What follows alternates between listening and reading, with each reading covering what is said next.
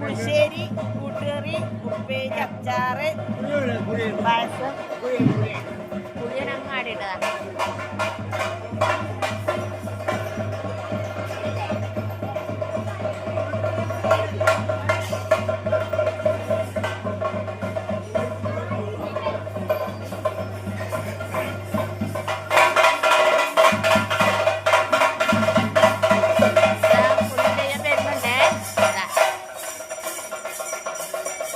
അങ്ങോട്ട് പോയി അവനടുത്ത് കഴിക്കുന്നുണ്ട്.